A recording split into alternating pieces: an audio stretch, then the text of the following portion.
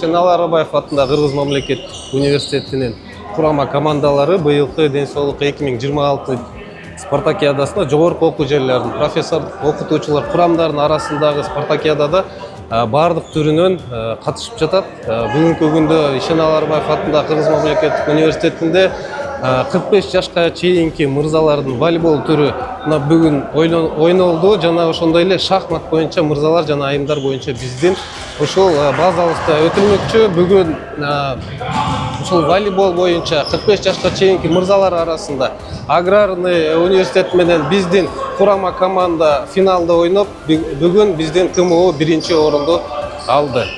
Алдыда дагы футзал, ордо, шахмат, тогуз коргоо оюндары турат. Аны дагы буюрса ал жактан дагы ийгиликтерге жетишебиз деген ишеничте турабыз.